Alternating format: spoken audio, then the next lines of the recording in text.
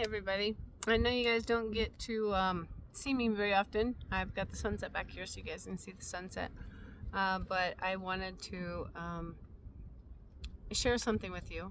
And this is the journey that I'm taking, and now you can do it with your dogs and help your dogs out as well. I want you guys to know that. So that's why I'm sharing this with you. So I woke up this morning with my neck hurting, and memories of 7 years ago just flooding me, and I had to put my hand on my head and lay back down because the memories were like, I cried a lot. And so yesterday was a good day. I had a really good afternoon at the wine festival with a very nice gentleman at the wine festival, and I got to see a friend I hadn't seen in like 7 years, so that was cool. And we celebrated a surprise birthday party for my friend Lisa Womack. Happy birthday. And one of the guests I recognized, like, when she came in, they were introducing, and I was like, she goes, "You look familiar." And I was like, "Yeah, you were the arresting officer at, on my son's murder, Quincy Kellaway." And she heard his whole testimony. He confessed, and it was in her report. And she repeated it because he wouldn't testify, because he didn't want to condemn himself. So there was just so much stuff. I'm gonna try to keep to the script so I don't go off. Yeah, he was found not guilty of premeditated, cold-blooded murder, and somebody said I could get somebody can sue me for libel. No, I can get those records unsealed and prove it. Just because the jury, one of them, I think, knew the family, which shouldn't have been there. So anyway, so we spoke about, what happened, and she said it was because the grandmother lied in court. And she said my son was coming up the porch with his hands raised at her grandson, which wasn't true. And he even stated that, and it was in the preliminary hearing, and his mother was there too, and she talked about hanging up on the phone on him and things like that. So he was abusive to his mother, and John was standing up for her because he loved her, even if they were on again, off again, and they did not have a healthy relationship. Anyway, so she said it was because of the grandmother lied. And she also saw the EMT hand the knife over to the officer that was under his knee when he was kneeling down over him trying to give him CPR. Anyone that knew my son, they knew he always carried, well, most of the time he carried a knife in a sheath on his hip. I mean, he used to do construction, so he kind of uses it all the time. And so the grandma saw the EMT, handed it over to her, and that was her story. She blatantly lied under oath that my son rushed the porch, even though Quincy admitted he was just standing there with his fist clenched up. He even said he called him out. I think he said he called him a bitch, and I called him out, he said, when he was getting ready to leave in his car, which he never had come up to the house anyway. The mom got out of the car and went out up there, and so he called him out. And he said, and he was asked numerous times, Donnie did a really good job. It wasn't because she didn't do her job. She did an excellent job, and I thank her very much for that. And it was because they didn't even fight for my son. The DA sucks. They did not fight for him. I had another 15-year-old, same age as him, that was going to testify. They loved John. Those kids missed him as much as their parents did, if not more, because they don't know how to comprehend that somebody's just gone. So anyway, Anyway, okay, so and the grandmother on the stand, guess what else she said? She said, "I wish I was the one that killed John, so my grandson wasn't in jail." She said that. on the stand. It's in the papers if they did a, whatever you call it, trans something. Okay, so anyway, and it was funny because it wasn't funny. It hurt, you guys. It hurt. It hurt. It hurt. He was standing at the bottom of with his hands clenched in a fist, and he had nothing in his hands. She asked him over and over and over and over again, and he kept saying no. He just standing with his fist clenched. So that little, there's still more in there. I gotta heal that out. That little brat didn't like my son making him not be abusive verbally to his mother, and he just pulled out the gun and killed him. You know what people don't know is his uncle was an ex-bandito, and he's the one that said, oh, he stole it out of my vehicle. You believe he stole it out of his vehicle? I don't think so. I think he gave it to him, and I think he said, kid, you do it, you'll get a year in jail, you'll be out. And that was exactly what happened. Exactly what happened. People told me before I even went to court, to the trial, that it was planned. And I was like, no. So did she set him up? Did she set him up too? I don't know. It doesn't matter. He's gone. But what does matter was that people know the truth. And the truth is, he wasn't this horrible person. And even if he was, he had people that loved him. And I'm one of them. And I have a lot of pain. And I've released, I hope, 99% of it. Anyway. So, yeah. We talked about it. I didn't feel much when we talked about it. And I just carried on my day. And I had fun. But I woke up this morning at 7 o'clock. I was going to sleep until 9 because I went to bed at 1. And I woke up with my neck hurting. And all these memories flooded in from 7 years ago. Going through that trial every day. Listening to them describe where every bullet went through his body. John wouldn't want to be alive with that. He wouldn't want to be here. Not with a bag. It went through so many organs, did so many damage. It was like a 40 caliber or a Smith & Wesson 38. Anyway, did a lot of damage. He went out like a real gangsta, although I don't think he was a gangsta in the last years. Although he had a big harem for real. Okay, so anyway, yeah.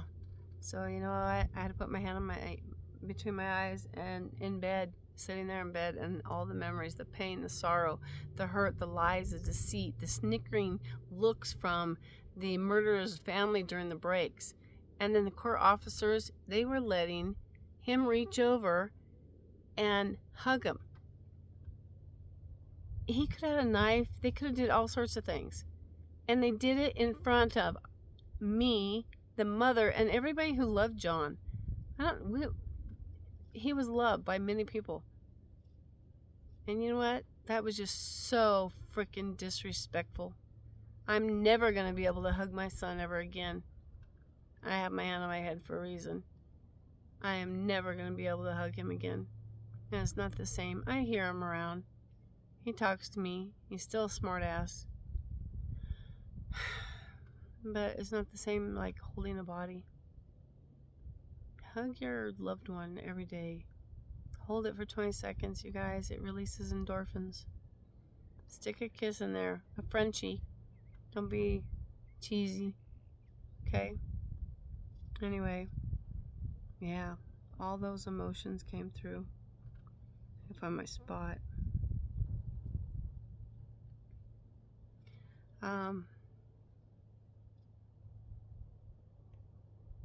The first bullet hit his arm. Do you know that? First bullet hit his arm and spun him around, and the other 5 bullets were in his back. They were in his back, you guys. This 15-year-old kid didn't like him telling his mom what to do. Yes, they did not have the best relationship, but he was just as bad to her as she was to him. She took a rock and broke his window out. Stood up there and broke out his window in this truck. It wasn't good, but you know what? It's not a 15-year-old's right to kill somebody that stands up for his mother, for him being abusive to her. It's not right. Can I look and say, I guess I'll be healed when I can look and say that, you know what? He must have had a pretty screwed up life himself for him not to care about somebody else's life. And you know what the sister wrote, you guys? I'll post it. She wrote that John was the best dad she'd ever had. Did you know that? No, nobody heard that. Did they use that in the testimony? No. He was painted as a bad guy, put the kid in a short chair, made him look smaller than what he is, and he's a black guy, and I think it was the same time of the OJ thing. I don't know. But, and I know my son would be happy that he's not in prison. I know he would, because that was my son's heart. And all his friends, I'm sure, can vouch the same too. Yeah. You guys. And the court officers, that's a disgrace. Letting the family reach over and hug their son when I lost mine. It was their son that took my son's life. Hand on head, just in case. Because you know what, you guys? That's why I didn't kill Arnold. When he lied to me, cheated on me, had several girlfriends, is he sleeping with me and he's sleeping with other women? Ew. Then, you know, he told me he hit his girlfriend. I said, but you hit her. He goes, oh, but it was kinky sex. Well, I'm sorry, I can't go there. Anyway, I diverge. Okay, so, I had to listen to all the detailed testimony of how the bullets riddled his body and organs. All of it. Healing it. Man, I did a lot of crying. And then I wrote it. Because, oh, I forgot to take my dog. I am Ranger, I am Ranger, I am Ranger, I am Ranger. Okay, sorry, I'm Ranger. Gotta take that boy. He is still such a scaredy dog. I really want to heal him out. So, this is how you release that emotion. If you want to release it faster, get a hold of Dr. Brenda Power. She's probably on right now. Sundays and Wednesdays. No, I think she's only going to do Wednesdays. Anyway, on YouTube, check her out. She can teach you for free, and then you get free pips and stuff like that. Anyway, she's cool. That's where I learned a lot of what I'm learning and teaching everybody else. And this is what you can do. Oh, and I'm going to continue that story as soon as I find someone to help me get the court records unsealed for the preliminary hearing. And then I can write my book, What Really Happened. And somebody said that I could get sued for naming Quincy Calloway as a murderer because he did not get convicted of it. Well, bring it on. Guess what? Then they'll have to unseal those records. And then they're going to read the truth in the transcript of everything that was there because our DA didn't show it. You guys, sometimes court's a joke. It can be bought. Anyway, I hope I healed more out talking to y'all. And you guys, this is why you need to take your dog with you. Because you can heal out your dog's trauma, their insecurities. They're not happy when they're scared. I keep looking down, but I should look up, huh? Because the camera's up there. Anyway, guys, heal your stuff. And remember, after you get that down to 0, okay, I want you to put a finger here, one in your belly button, pull up and smile, and feel how freaking good it feels not to feel that crap anymore. We were hardwired for joy, not the emotions less. Heal it out. I can see through everybody's, not to say I'm perfect, I'm still healing myself, but I can see through people's ugliness, and I see them, how they really are, how their soul is, and I want to help them. So, and help your dog. You can help your dog's soul, believe it or not, by healing out the trauma and the bad DNA that they're born with, and seeing things less in love. Raise their vibration. We could do this with the schools, with the kids, with foster dogs. We can go back and do it in the prisons. As soon as I write up the report. Anyway, and FYI, my nephew might come and stay and be my designated ranch hand, I guess. I don't know if he's more a ranch hand or manager. He might end up being managing, but he'll be doing a lot of the butler work. Thank goodness. I so need somebody like that. And he's going to heal his stuff. Or he'll heal it. I know he will. I'll hold space for him. Okay, so I'm going to let you guys know. Hold it for 20 seconds. Feel how good it feels. Know how you know it in your body. And you know what? After that, my neck didn't hurt. So start healing your pups. And we have plenty of stuff to work with. Okay? If you can't think of something when you were younger, guess what? Just think of anything that gives you a negative emotion today. If your friend said, if your friend was saying, you know, you dress kind of shitty, even though they shouldn't be flippant with their words, you know, and that person would normally say, yeah, well, look at you and your slippers and your beanie. And so, but she wasn't in the right mind, and they might not be, and it might really hurt them. And you guys need to see that, and we need to start helping change that, change the vibration of the world. And I guess I'm gonna have to turn this upside down because I keep looking downwards instead of up. So I'm gonna let you guys go. I wrote it on Facebook, and so you guys can take a look at it, and I'm gonna post this on YouTube. Maybe I might have to cut stuff out because I don't know. Isn't that pretty? Look at the sunset. It's getting really pretty out there. Look at that. Isn't that gorgeous? All right. Well, you guys, start healing yourself and heal your pup. You may not want to do it for you, but you need to do it for your pup because they're not happy. You guys know what it feels like. This sucks. And did it feel good this morning? No. But you know what? It's getting better. And I know I released a lot of stuff. It was just, it was good. It was good. So hopefully I can release some more. Maybe I'll talk to Dr. B this week. All right, you guys. Adios, my amigos. We will see you. Keep learning. Everybody subscribe to my YouTube channel.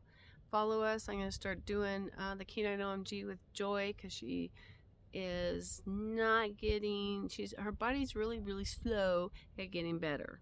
And we need help with your comments. And you guys talk to her. Let her know. Be a part of her world.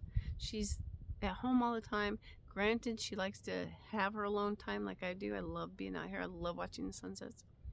But you know what? Encourage her. Any of you guys have had cancer and have gotten through it without drugs and pharmaceuticals? Let her know. Encourage her. She won't do the research. Bug her. Okay? I love all you guys, and keep healing your pups and heal yourself. and I'll start telling y'all some stories. Bye now.